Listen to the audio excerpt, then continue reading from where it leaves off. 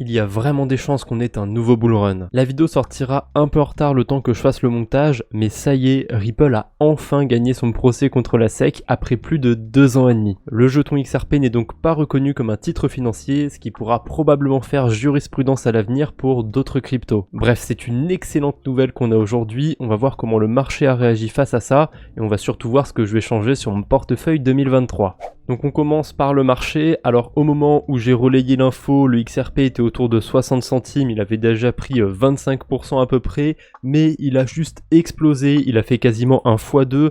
Alors ça s'est retassé un petit peu, là il est plus autour des 80 centimes, mais vraiment il a fait une montée spectaculaire. Et si on descend, on voit que c'est pas la seule crypto, on a aussi évidemment le Stellar qui est dans l'écosystème de Ripple, mais on a aussi d'autres projets comme Solana, Lido, Cardano, Avalanche, Matic. Je sais pas si c'est bien ces 5 là qui étaient dans le viseur récemment de la SEC, mais il y avait plusieurs projets justement qui avaient été épinglés comme quoi c'était des securities. Et bah voilà, ils ont fait une magnifique hausse depuis cette bonne news pour Ripple, parce que justement ça va pouvoir faire jurisprudence, ils vont pouvoir se servir de ce procès pour se défendre. Bref, là on regarde que le top 100 crypto, vous vous doutez bien que les petits altcoins, il y en a plein qui ont fait des performances de fou, je suppose qu'il y a plein de shitcoins qui ont été créés pour l'occasion, et même quand on regarde les plus grosses cryptos du marché, on a Bitcoin qui a fait un petit bond, Ethereum qui avait atteint les 2000$, même le BNB qui se porte plutôt bien, enfin franchement tout est dans le vert aujourd'hui, c'est vraiment une très bonne journée pour les cryptos. Et de mon côté, qu'est-ce que je vais faire? Alors aujourd'hui on va aller du côté de la blockchain Chronos et de Zk-Sync Era, mais avant ça il faut que je fasse un petit point parce que j'ai fait des petites carabistouilles en votre absence, et oui ça m'arrive de temps en temps. Si je descends un petit peu sur ce qu'il y a dans mon portefeuille, vous voyez que j'ai de l'USDC et du Bitcoin sur la blockchain Polygon, et il n'était pas là au dernier épisode, tout simplement parce que j'ai récupéré des fonds de la blockchain Thundercore. Alors pour ceux qui étaient là, qui avaient suivi les épisodes, pendant un moment je m'étais éloigné un petit peu sur cette blockchain, j'avais du Bitcoin dessus et du Thunder Token, j'ai tout vendu, enfin le Bitcoin je me suis plutôt démerdé pour le bridger, et mes Thunder Tokens je les ai vendus. Comme d'habitude je garde toujours une trace écrite de ce que je fais, donc j'ai bien noté que j'avais vendu mes Thunder Tokens. Alors j'ai un petit peu triché, j'ai un petit peu pipoté, vous voyez que je les ai vendus à 38 centimes et je les ai achetés à 47 centimes, mais pourtant je les ai mis en vert, ça veut dire que j'ai quand même fait du bénéfice dessus, tout simplement parce que ils étaient stakés, ils m'ont fait des intérêts, et aussi j'en avais récupéré un petit peu grâce à un airdrop. Donc j'ai triché, j'ai tout compté en fait dans ma vente, et du coup comme j'ai récupéré 76$ et que j'avais investi que 53$ dedans, je considère que je suis en gain et que j'ai pas fait de perte dessus. Bref, ça c'était du côté de Polygon et de Thundercore. Pour l'instant les fonds que j'ai bridgés sur Polygon, je vais pas encore y toucher, on verra ça plus tard. Peut-être que j'achèterai un petit peu d'une crypto, on verra. Aujourd'hui, je vais pas plus exposer mon portefeuille que ça, je vais juste aller optimiser un petit peu mes stratégies. Et on va commencer sur la blockchain Chronos. Il y a malheureusement mon arbitrage avec le CRO qui est terminé, c'est plus vraiment rentable de faire ça. Je crois que j'avais fait le calcul avant la vidéo et on est à peine à 10% d'intérêt par an. Donc je vais venir récupérer mes CRO qui étaient stakés et je vais aller les déposer sur un protocole qui me rapporte 12 à 13% d'intérêt. Je savais pas encore si je vendais mes CRO ou si je les gardais. Et vu que Multichain est bloqué pour l'instant, qu'on peut pas l'utiliser, je vais galérer à sortir des cryptos de la blockchain Chronos, enfin surtout si je veux sortir en stablecoin en fait. Donc tant qu'à faire, je me suis dit ok, je vais rester en CRO pour l'instant, je vais le garder, on verra bien, peut-être que je fais une bêtise, peut-être que c'est une très bonne idée, chacun se fera son propre avis. De toute façon, j'avais pas investi une si grosse partie du portefeuille dessus, donc ça va, je peux me le permettre de garder ça. Donc là je fais une transaction pour récupérer ce que j'avais mis justement sur Veno quand je faisais l'arbitrage. Et maintenant je peux venir sur Single Finance, c'est un protocole de prêt et d'emprunt sur lequel on va pouvoir emprunter pour faire du farming avec levier. Personnellement, ça m'intéresse pas du tout de faire du farming avec levier, mais je peux prêter des liquidités et être payé autour de 13%. Alors si je me fie plutôt à l'APR, on va être autour de 12% et demi, mais c'est déjà pas mal. Je clique sur Deposit, je choisis du coup combien de CRO je vais staker et je vais en déposer 4700. Veillez toujours à en garder un petit peu pour payer les frais de transaction. Alors en réalité, je pourrais même en déposer 4720 sans problème, je pense, mais j'aime bien mettre des chiffres plus ronds, avec le plus de 0. Alors, je pourrais mettre 4000 ou même 0 si je veux un chiffre très rond, mais 4700 ça me va. Comme d'habitude, j'oublie pas de noter ma transaction sur mon tableur, et vous voyez, même le 14 juillet, même ce jour férié, je prends mon courage à deux mains et j'enregistre ma vidéo. Pas de repos pour les youtubeurs crypto a priori. Bon, ne vous en faites pas pour moi, je plaisante bien évidemment, je suis pas du tout à plaindre. On continue, on enchaîne toujours sur Chronos. Là, je vais aller unstaker mes atomes de Ferro. C'était bien, ça me rapportait des intérêts hyper élevés, plus élevés élevé que si j'allais staker du Atom directement sur Cosmos. Là, le rendement il baisse, donc je vais sortir de la pool de liquidité.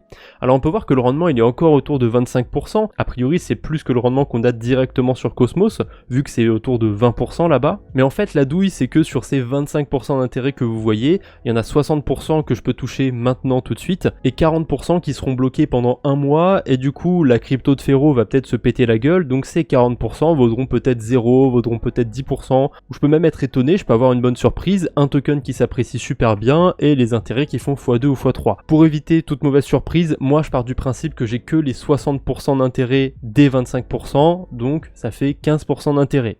Et là, 15% d'intérêt, c'est moins élevé que si j'allais staker mes atomes directement sur la blockchain Cosmos, donc je préfère sortir du protocole. En plus, vous allez voir qu'il y a une stratégie très intéressante à faire et qui rapporte un rendement autour de 35-40%. Bref, comment je retire mes liquidités? Alors normalement, elles sont stakées, donc je vais d'abord devoir les unstaker. On n'oublie pas, hein, sur la DeFi, généralement, c'est en 2 étapes. On dépose dans une pool de liquidités, et ensuite on stake pour avoir des intérêts par-dessus. En faisant cette transaction, du coup, je vais récupérer 60% des intérêts qui me sont dus, donc à peu près 9$. C'est pas dingue non plus, mais je vais pouvoir m'acheter à peu près un token Atom avec ça, c'est pas mal. Et je suis pas un expert de la blockchain Cro, mais j'ai l'impression que les frais sont un petit peu plus chers que la moyenne. Je sais pas si c'est parce que le réseau est plus utilisé que d'habitude, mais en général quand je vais faire des transactions, ça va être 2-3 fois moins cher que ça. Du coup, mes Atom ont été unstakés, maintenant je vais retirer mes liquidités. Alors je peux sortir avec du Atom directement, je peux ressortir avec du Atom. Je pense qu'on va ressortir entièrement en Atom et justement on va pouvoir faire de l'arbitrage grâce à ça. Alors déjà, première chose importante, je suis rentré avec quelle quantité d'atomes dans la pool de liquidité. On peut le voir sur mon tableur, hein, j'ai l'habitude de tout noter. Donc je suis rentré avec 45,77 atomes. Et si je viens sur Fero, si je vois la pool, là il me dit qu'au minimum je vais recevoir 45,58 atomes. Ça veut dire quoi? Que j'ai perdu des tokens en déposant dans la pool? Non, pas du tout. En fait, il prend en compte la slippage tolérance que j'ai mise, donc de 0,5%. D'ailleurs, c'est pas moi qui l'ai défini, hein, c'est la slippage automatique. Et du coup, c'est le minimum que je peux recevoir. Mais normalement, à part si d'un coup, il y a une grosse baleine qui vend une grosse quantité ou qui achète une grosse quantité d'atomes, ça devrait pas bouger. Je devrais recevoir une quantité à 0,5% plus élevée que ça. Si je commence à simuler la transaction sur Rabi, qui est mon portefeuille, vous voyez que là je vais recevoir 45,81 atomes, donc à peu près la même quantité d'atomes que j'avais quand je suis rentré dans la pool de liquidité. Mais ça m'intéresse pas de sortir en atome, je vais sortir en Atom. Alors qu'est-ce que c'est le Atom? C'est tout simplement un atome staké, donc qui rapporte des intérêts. Et là si je fais la simulation, je vais ressortir avec 45,45 Atom. Ce Atom, on peut l'obtenir sur Veno, comme je faisais en fait avec les LCRO, l'arbitrage ça va être exactement le même, et en fait au lieu de sortir mes atomes et de les convertir, je vais directement sortir en Atom. Et on va mettre la quantité que j'ai, 45,45. Si jamais je veux les unstaker, convertir entre guillemets mes Atom en Atom tout court, je vais en recevoir 46,9 à peu près. Alors en réalité à ça, il faut enlever les frais de retrait de 0,2%. Le calcul est simple, vous multipliez votre quantité de atomes ici par 0,998 et ça c'est ce que je vais récupérer. 46,82 atomes. Ça fait à peu près 1 atome de plus que si je retirais directement en atome sur la pool de Fero. C'est incroyable, en tout cas ça a l'air incroyable. Le souci c'est qu'avec Veno, on va devoir attendre 21 jours le temps que nos tokens soient unstakés. Alors pourquoi 21? Parce que c'est exactement pareil sur la blockchain Cosmos, hein. Quand vous bloquez des atomes, il faut attendre 21 jours pour les retirer d'un validateur. Alors là sur Veno on peut même attendre jusqu'à 24 jours parce qu'il y a une période en plus au-dessus de ces 21 jours de 3 jours battants. Tous les retraits en fait se font les 3 jours, vous voyez que le prochain ce sera le 7 août, ensuite ce sera le 10, le 13, etc. etc. Mais du coup sur cette base je peux calculer en fait les intérêts que je pourrais faire, hein. J'ai dit que j'avais un atome, donc si jamais cet arbitrage il dure sur une année, quel rendement ça me pourrait me faire? Alors c'est très simple, on va d'abord diviser par la quantité d'atomes que j'ai au tout début, donc je fais un arrondi, un 45,8. Je vais multiplier ça par 100 pour avoir un pourcentage. Donc à chaque fois que je vais faire un arbitrage, je vais augmenter ma somme d'atomes de 2%. Je vais multiplier ça par 365 parce que c'est le nombre de jours qu'il y a dans l'année. Et on va diviser par 21. Alors je pourrais même aussi faire une division par 24, hein, prendre le cas le plus extrême et le cas le moins extrême. Hein, parce que vous voyez, on peut attendre 21 jours ou 24 jours. Mais on va se donner d'abord une idée optimiste du rendement qu'on pourrait obtenir. Et si je divise par 21, là on a le rendement maximum qu'on peut espérer sur une année si l'arbitrage ne bouge pas d'un poil. Ça fait quand même 38% d'intérêt. Et si jamais j'avais divisé par le le nombre de jours maximum, ça reste 33% d'intérêt, ce qui est quand même largement plus élevé que si j'allais staker mes atomes directement sur la blockchain Cosmos. Alors attention quand même, on a un rendement plus élevé que si on allait staker sur la blockchain Cosmos, mais on a quand même des risques supplémentaires. On va utiliser un protocole sur la DeFi, on n'est pas sur la blockchain Atom, on est d'accord que à chaque fois qu'un rendement est plus élevé, généralement c'est accompagné par des risques qui sont aussi plus élevés. Et j'ai oublié de préciser un truc en plus de ça, c'est que les intérêts vont être composés, parce que forcément à chaque fois que je vais refaire l'arbitrage, en tout cas tant que ce sera rentable, j'aurai de plus en plus d'atomes à chaque fois, comme j'ai pu faire avec le CRO. Avec le CRO, ça a tenu quoi, 3-4 mois à peu près l'arbitrage, peut-être un peu plus, je sais plus. Donc à mon avis pour le atome ça va pas être beaucoup plus long, hein. Si l'arbitrage dure déjà 3-4 mois, je serai très content. Bref, désolé, ça fait beaucoup de blabla, mais j'aime bien donner des explications claires de ce que je fais. Je vais retirer mes liquidités de la pool de Ferro en L-Atom bien évidemment, mais je ne vais pas aller les unstaker tout de suite parce que rappelez-vous, j'ai mes intérêts en Ferro à les convertir. Tant qu'à faire, je vais tout mettre en L-Atom. Donc pour rappel, je ne peux pas échanger 100% de mes Ferro, il y en a une partie qui vont être bloquées pendant un mois, mais tout ce que je peux échanger, je vais l'échanger contre du Atom. Alors, je peux pas tout de suite l'échanger contre du L-Atom parce que ça marche pas, Mint Finance il arrive pas à trouver un chemin, c'est pas très grave, ça me fera faire une transaction en plus, mais je suis pas à ça près. Heureusement, les transactions coûtent pas 10 $ sur la blockchain Chronos. Donc, je vais échanger d'abord mes fers contre des atomes et ensuite je vais aller les staker directement sur Veno. Donc, je viens bien sur l'onglet stake, je choisis le atome et là, tous les atomes que je viens de récupérer dans mon portefeuille, je vais aller les staker. On peut voir d'ailleurs que le rendement qu'on a avec Veno, c'est 22%. Moi, j'arrive vraiment à avoir un rendement qui est beaucoup plus intéressant et en plus il triche, il m'affiche un APY en comptant le fait que les intérêts sont réinvestis. Donc à mon avis mon 40% d'intérêt se transforme facile en 60% APY.